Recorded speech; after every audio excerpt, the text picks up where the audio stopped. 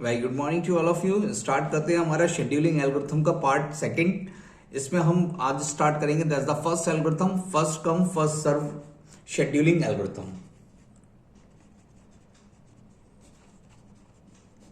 तो इस बहुत ही इंपॉर्टेंट एल्गोरिथम है और बहुत ही सिंपल एल्गोरिथम है। सारी वैसे सिंपल ही है, ये सबसे सिंपल एल्गोरिथम आपको लगेगी और बहुत ही जल्दी समझ में आती है, क्योंकि इससे पहले आपने FCFS पढ़ भी रखा होगा, फर्स्ट कम फर्स्ट सर्व इन स्टैक और क्यू वगैरह में, डाटा स्ट्रक्चर में आपने इस टर्म्स को यूज करा है। तो स्टार्ट करते हैं। फर्स्ट ही FCFS का मतलब होता है means that first come and first serve, जो पहले आएगा उसी को, अगर हम प्रोसेसेस की बात करें उसी को हम एग्जीक्यूट करेंगे पहले। और जैसे फॉर एग्जांपल टिकट विंडो, जैसे आप टिकट विंडो पे खड़े होते हैं, जो पहले आगे खड़ा है उसे पहले टिकट मिलेगा, फिर नेक्स्ट को मिलेगा, फिर नेक्स्ट को मिलेगा। ये नहीं है कि कोई भी आके कहीं से ले ले टिकट, एक सीक्वेंस होता है, फर्स्ट कम, जो पहले आया टिकट उसे ही पहले मिले। तो ऐसे ही इसमें है, जो प्रोसेस पहले आपका रेडी क्यू में आई होगी, शेड्यूल हुई होगी, तो उसी को हम सबसे पहले एग्जीक्यूट करेंगे और उसके बाद नेक्स्ट प्रोसेस को और नेक्स्ट प्रोसेस को। तो हम देखते हैं कैसे हमारा ये काम करता है, वर्क करता है। तो आगे एक definition, as the name suggest the process which arrives first gets executed first. देखिएगा जो जैसा कहा था, इट इज नॉन प्रिमिटिव। ये एक नॉन प्रिमिटिव होती एल्गोरिथम है, यानी कि फर्स्ट कम फर्स्ट सर्व में अगर प्रोसेस आया तो सीधे के सीधे वो टर्मिनेट ही होगा।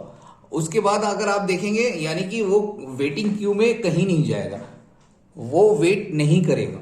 यानी कि आप अगर कोई प्रोसेस आया उसे तुरंत ही अगर सीपीयू एलोकेट हो गया तो वो टर्मिनेट ही होगा, उसके बाद वो वेटिंग स्टेट में नहीं पहुंचेगा या रिज्यूम नहीं होगा, जो आप टर्म्स कह सकते हैं प्रिमिटिव नहीं होगा।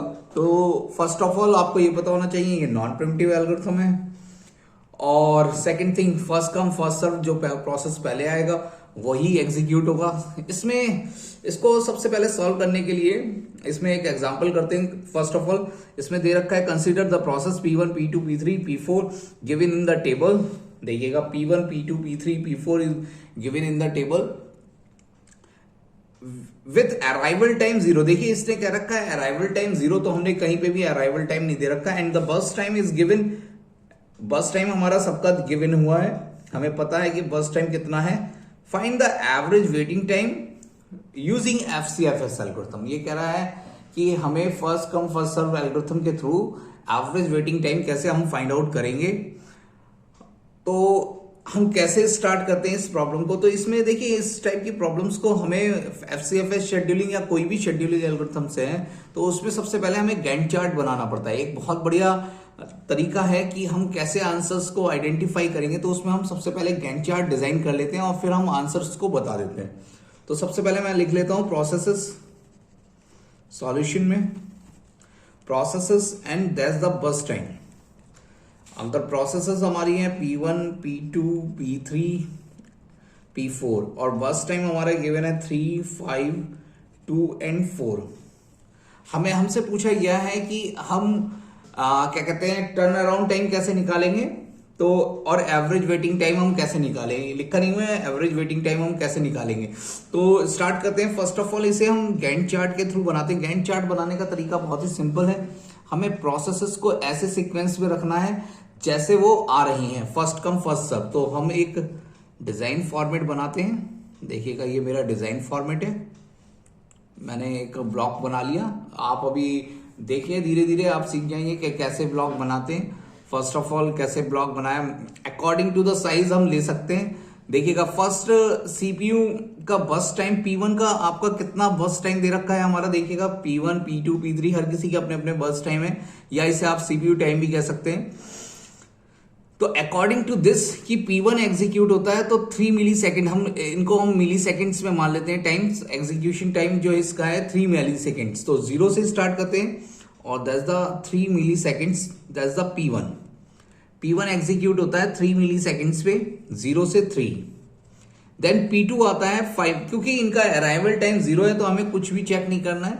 अकॉर्डिंग टू सिक्वेंस, जैसे प्रोसेस दे रखे, पहली प्रोसेस पहले एग्जीक्यूट फर्स्ट कम फर्स्ट, उसके बाद P2, उसके बाद P2 आती है।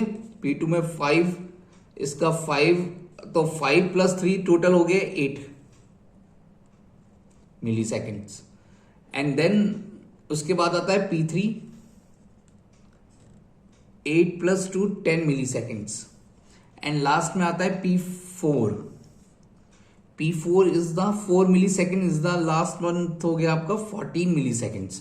तो दैट्स द गैंट चार्ट बनाने का तरीका बहुत ही सिंपल है। देखिएगा मैंने 0 से स्टार्ट करा और पहली प्रोसेस थी 3 milliseconds, then after that 5 + 3 total 8 milliseconds, फिर 8 + 2 10 मिली सेकेंड, 10 + 4 14 मिली सेकेंड्स। तो आई थिंक आप गैंट चार्ट बहुत अच्छी तरीके से डिजाइन कर लेंगे। अब हम जैसे हमारा बस टाइम कंप्लीट हुआ तो हमें प्रोसेसेस में और क्या चाहिए होगा। तो पहली बात तो हमें एक कंप्लीशन टाइम चाहिए होता है। आप ध्यान रखेंगे जब भी हमें प्रोसेसेस को कंप्लीट करना होगा तो बहुत सारी चीजों की रिक्वायरमेंट होगी। तो कंप्लीशन टाइम हम कैसे निकालते हैं, किसी प्रोसेस का कितना कंप्लीशन टाइम है। अगर आप देखें P1 प्रोसेस कब कंप्लीट हो रही है 3 मिली सेकेंड्स पे, P2 प्रोसेस कब कंप्लीट हो रही है 8 मिली सेकेंड्स पे, P3 प्रोसेस कब कंप्लीट हो रही है 10 मिली सेकेंड्स पे। आपको आइडेंटिफाई हो जाएगा जैसे ही एंड यानी P4 एंड होता है दैट्स द 14 मिली सेकेंड्स। अब हमें क्या कहते हैं कंप्लीशन टाइम जैसे ही पता चल गया है, हमें फाइंड आउट करना था एवरेज वेटिंग टाइम। तो एवरेज वेटिंग टाइम के लिए हमें टर्न अराउंड टाइम भी फाइंड आउट करना होगा। इसका टर्न अराउंड टाइम क्या होगा, टर्न अराउंड टाइम को हम कैलकुलेट करते हैं completion time minus arrival time, completion time minus arrival time. अब अराइवल टाइम हर किसी का क्या दे रखा है, इसमें 0 दे रखा है। तो जो कंप्लीशन टाइम है वही आपका टर्न अराउंड टाइम हो गया। बहुत आसान रहा ये, क्योंकि अगर अराइवल टाइम दिया होता तो हमें सब्ट्रैक्ट करना पड़ता, तो इसमें कोई भी सब्ट्रैक्शंस की हमें जरूरत नहीं पड़ी। अब हमें इसका फाइंड आउट करना है वेटिंग टाइम। वेटिंग टाइम निकालना है तो वेटिंग टाइम होता है हमारा फॉर्मूला, अगर आप देखें तो टर्न अराउंड टाइम,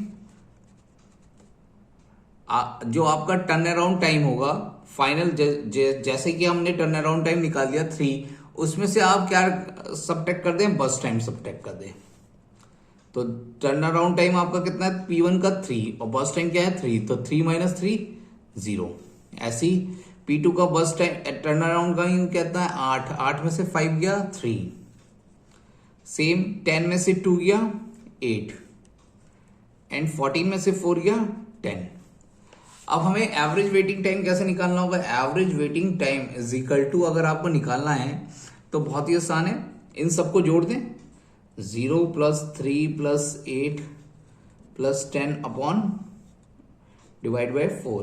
तो ये हो गया, अगर आप देखें 21/4 यानी कि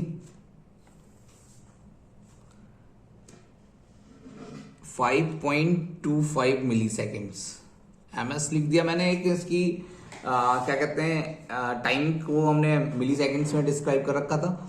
अगर कोई आपको पूछे इसका टर्न अराउंड टाइम कैसे निकालना है, एवरेज टर्न अराउंड टाइम निकालना है, तो आपको इसका टोटल कर दे, टर्न अराउंड टाइम का टोटल कर दे तो एवरेज टर्न अराउंड टाइम आ जाएगा। सेम प्रोसेस रहेगा जैसे एवरेज टर्न अराउंड टाइम। अगर आपसे ये भी पूछता है तो आप 0 + 3 + 8 + 10 + 14 3 + 3 से स्टार्ट है 3/4, तो 10 लाइक आपका पहुंच जाएगा 10 इज इक्वल टू 35/4 और equal to 8.75 milliseconds MS, that's the unit. तो आई थिंक आपको बहुत ही क्लियर लगेगा, अच्छा लगा होगा क्वेश्चन। इससे बहुत ही सिंपल, सबसे पहला सिंपल मेथड है। इसमें हमारा अराइवल टाइम तो नहीं दिया था। देखिए 2 टाइप के क्वेश्चंस होंगे इसमें, एक में अराइवल टाइम गिवन होगा। अराइवल टाइम देखिए इसमें एक तरह से मानिए अराइवल टाइम गिवन ही नहीं है क्योंकि 0 दे रखा है। अब एक क्वेश्चन करते हैं, अराइवल टाइम उसमें दे रखा होता है, नेक्स्ट मेरी वीडियो में आप देखेंगे उसमें अराइवल टाइम भी आपको गिवन होगा। प्रोसेस यही रहेगा सॉल्व करने का। एक प्रोसेस इसमें आपको ये भी बता दूं नॉन प्रिमिटिव क्या होता है। नॉन प्रिमिटिव P1 अगर एग्जीक्यूट 3 मिली सेकेंड का था तो वो पूरा 3 मिली सेकेंड लेने के बाद ही टर्मिनेट हो गया। देखिएगा बीच में दोबारा P1 आपका प्रोसेस कहीं नहीं आया। तो नॉन प्रिमिटिव का ये बेनिफिट है कि आपको दोबारा प्रोसेस नहीं आता। इसमें थोड़ा सा ड्रॉबैक भी है क्योंकि CPU यूटिलाइजेशन हमारा क्या हो जाता है, थोड़ा सा कम हो जाता है। नॉन प्रिमिटिव एल्गोरिथम्स में, क्योंकि आप देखेंगे आगे चल के शॉर्टेज ऑफ फर्स्ट और प्रायोरिटी शेड्यूलिंग में सीपीयू यूटिलाइजेशन बढ़ जाता है। तो thank you for the session. Start करते हैं माय नेक्स्ट वीडियो। तो see my next video on FCFS new example. Thank you class.